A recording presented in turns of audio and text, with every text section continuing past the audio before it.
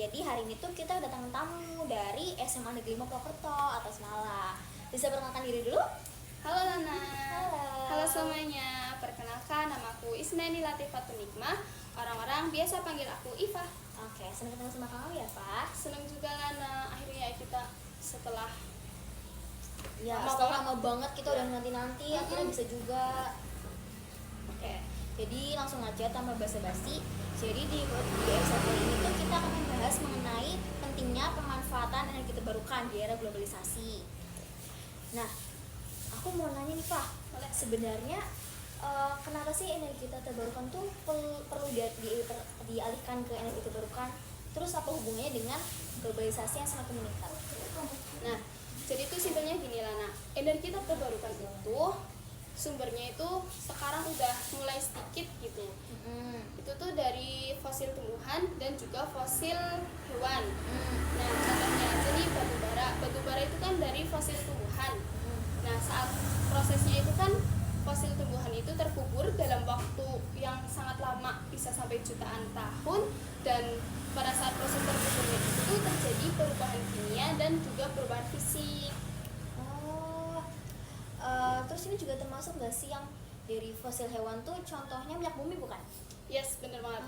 Jadi itu prosesnya minyak bumi sama minyak bumi sama batu bara itu tuh sama, cuma bedanya kalau minyak bumi itu dari dasar laut dan kalau batu bara bukan dari dasar laut. Enggak.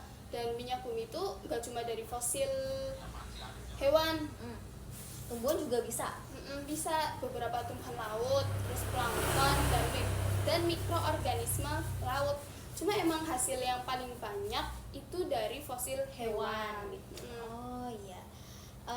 Berarti kalau alasan buat kita beralih ke energi terbarukan itu cuma gara-gara jumlahnya yang emang terbatas? Enggak dong. Jadi energi tak terbarukan itu mempunyai dampak negatif seperti harga bahan bakar itu semakin naik atau enggak stabil gitu. Kadang naik, kadang turun.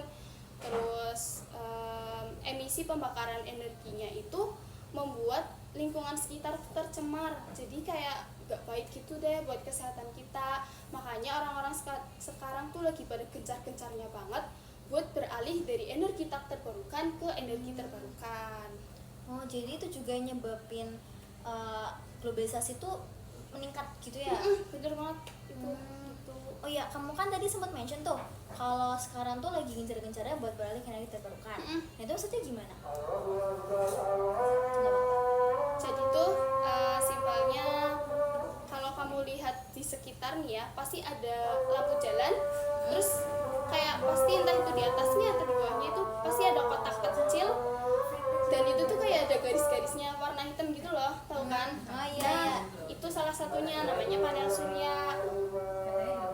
Terus kincir angin juga termasuk nggak sih? Ya Kan dia kan digerakin sama angin tuh, jadi bisa menghasilkan listrik. Sementara angin kan emang jumlahnya tak terbatas ya. yes, benar. Dan fun fact-nya Indonesia tuh punya loh.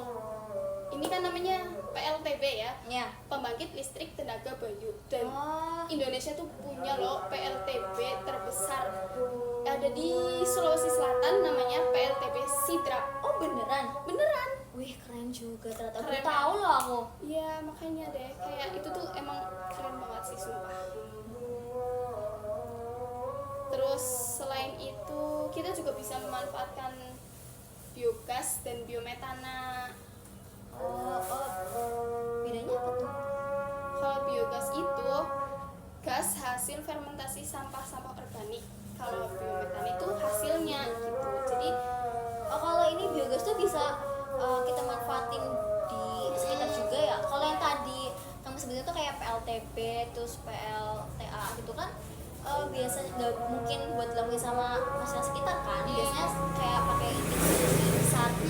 Kayak emang susah aja gitu buat dilaksanain sama kayak masyarakat kita gitu deh. Makanya kita juga bisa pakai biogas dan biometana. Nah, biogas itu dari sampah-sampah organik kayak limbah ternak, terus sampah organik, kotoran hewan, dan kotoran manusia juga bisa loh. Kotoran hewan sama manusia? Bener.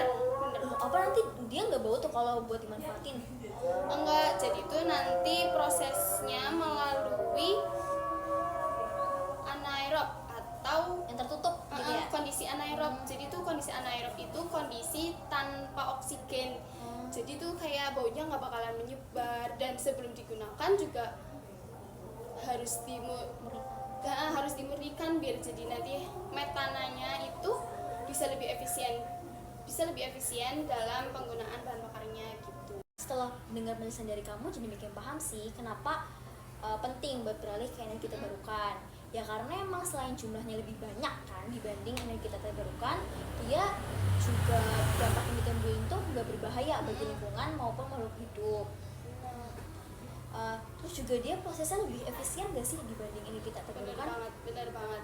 Jadi energi terbarukan itu tuh dari alam ya. Jadi sifatnya tuh kayak gak akan habis gitu. Kayak contohnya sinar matahari, air, angin gitu. Jadi kayak tinggal bagaimana kitanya mengolah gitu.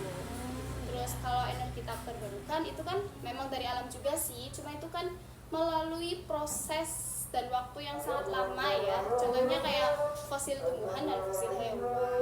Jadi gitu guys, jangan ragu, jangan bimbang untuk kalian beralih dari energi tak terbarukan ke energi terbarukan. Nah bener nih kata Iva, apalagi dari penjelasan yang kita udah simak bareng-bareng, gak ada salahnya kan buat mulai beralih ke energi terbarukan. Jadi ayo guys mulai mencintai bumi dengan beralih ke energi terbarukan.